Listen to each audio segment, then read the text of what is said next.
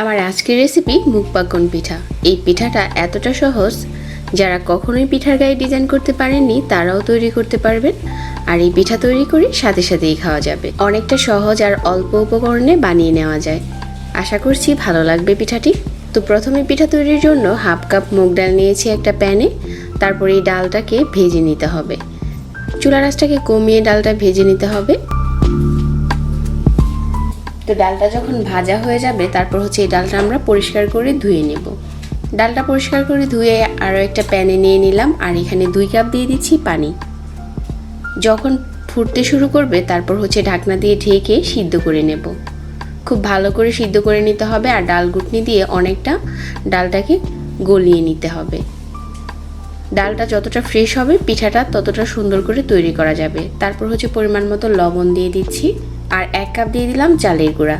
এখানে লবণের পরিমাণটা একদমই কম দিতে হবে, কারণ পিঠা আমরা গুড়ের শিরাতে ডুবাবো। তারপর খুব ভালো করে নেড়ে চেড়ে মিশিয়ে নিচ্ছি।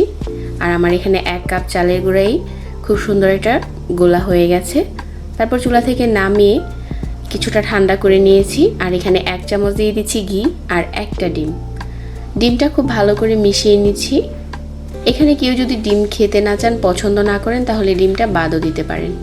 তারপর এখান থেকে ছোট ছোট ডো বানিয়ে নিচ্ছি। আর এখানে মোটা করে একটা রুটি বেলে নিচ্ছি। পিঠার ডোর জন্য কিন্তু একটু মোটা করেই বেলতে হবে, খুব বেশি পাতলা করার দরকার নেই। তারপর মাঝখান থেকে একটা পাতা শেপ দিয়ে দিচ্ছি। আর এই ডিজাইনটা করা একদমই সহজ। ডিজাইনটা অবশ্য বলে বোঝানোর কোনো কিছুই নেই, দেখে বুঝে নিতে হবে। তো আমার এখানে একটা পাতা তৈরি করা হয়ে গেছে। তারপর সাইড থেকেও খুব সুন্দর করে আমি ডিজাইনটা করে নিচ্ছি। এখানে যদি আপনাদের হাতের কাছে কাটা না থাকে তাহলে আপনারা শাঁসটিক কাঠি দিয়েও এই ডিজাইনটা করতে পারেন। খুবই সহজ একটা ডিজাইন শেয়ার করছি, কারণ মুগ পাকন পিঠাগুলো এমনিতেই সফট হয়। আপনি যে কোনোভাবে ডিজাইন করে নিতে পারেন। এই পিঠাতে ডালের পরিমাণ বেশি থাকায় পিঠাগুলো এমনিতেই নরম হয়ে যাবে। তো আমার এখানে সবগুলো পিঠা বানানো হয়ে গেছে। আর আজকে সবগুলো পিঠাই আমি পাতা তৈরি করেছি। এখন এই পিঠাগুলো ভেজে নেওয়ার পালা। চুলায় তেল গরম করে নিয়েছি।